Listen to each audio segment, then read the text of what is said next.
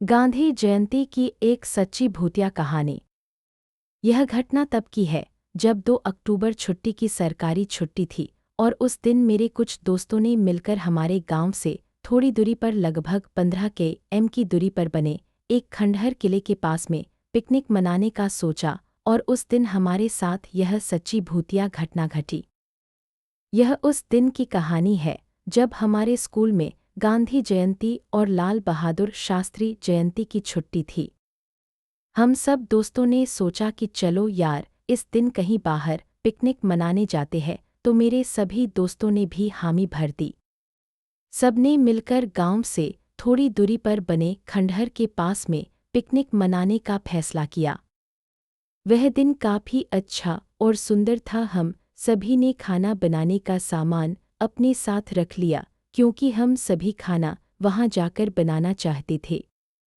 हम कुल 5 दोस्त थे और सभी के पास अपनी अपनी साइकिल थी, तो हम सभी कुछ 30-40 मिनट में उस जगह पहुंच गए और उस खंडहर से थोड़ी दूरी पर एक बड़े पेड़ के नीचे हमने खाना बनाने का काम शुरू किया। हमने देखा कि हम अपने साथ पानी लाना तो भूल ही गए थे, तो सब बोले कि अब क्या करें, क्योंकि हमारे पास तो केवल पीने का पानी था। तो मेरा एक दोस्त बोला कि खंडहर के अंदर एक कुआं है और उसमें पानी होगा, मैं जाता हूँ और पानी लाता हूँ। इतना कहकर वो पानी लाने के लिए चला गया। हम सब लोग मिलकर दाल बाटी बनाने वाले थे, जो कि हम ज़्यादातर समय बनाते थे जब भी हम पिकनिक जाते थे। मेरे दोस्त लोग सब्जियां काट रहे थे और मैं आटा गूंथ रहा था। तभी मेरा दोस्त चिल्लाने लगा। वो बोला कि मुझे प्याज काटने से बहुत आंसू आ रहे हैं। हम सभी हंसने लगे। वो बोला, मैं अभी जाकर अपना मुंह धोकर आता हूँ, और भोला भी अभी तक नहीं आया है, देखता हूँ क्या बात है। भोला हमारा वो दोस्त था जो पानी लेने गया था।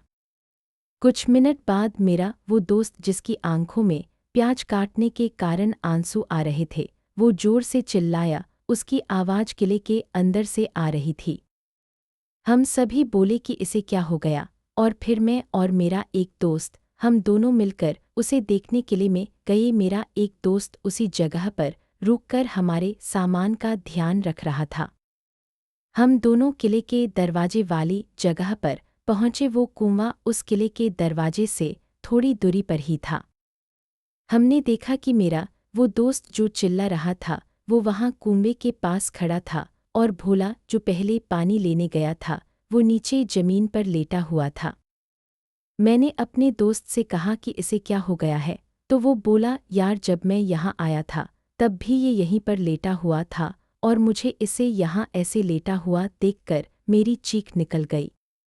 हमने पानी की एक छोटी बाल्टी से उस कुएं से पानी खींचा और अपने दोस्त पर पानी के छींटे मारे, और फिर उसे होश आया। वो बोला, अरे, तुम सब यहाँ कैसे पहुँचे?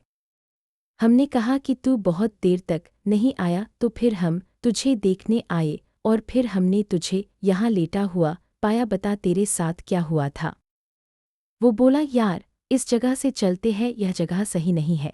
जब मैं यहाँ इस कुएं से पानी भर रहा था तो मैंने कुएं में एक डरावनी औरत को देखा। वो औरत कुएं के पानी में से मुझे देख रही थी, और सबसे डरावनी बात तो यह थी कि उस औरत के दांत काफ़ी पैने थे, जैसे कोई राक्षस के हो। और फिर मैं इतना डर गया कि मैं इसी जगह बेहोश हो गया।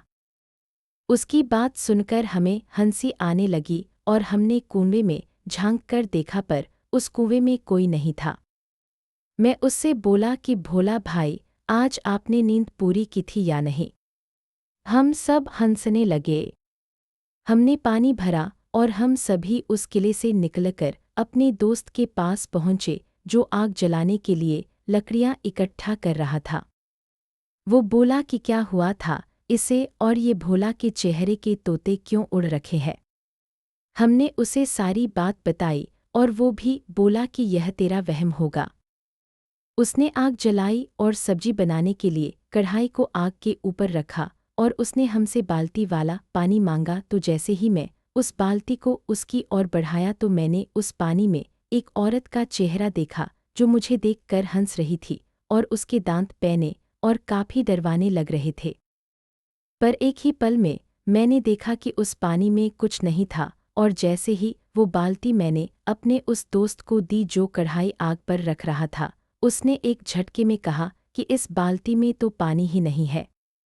यह सुनकर हम बाकी के चारों दोस्त उस बाल्टी में देखने लगे और सच में उसमें पानी की एक बूंद तक नहीं थी। हम सभी काफी चौंक गए थे कि यह सब क्या हो रहा है।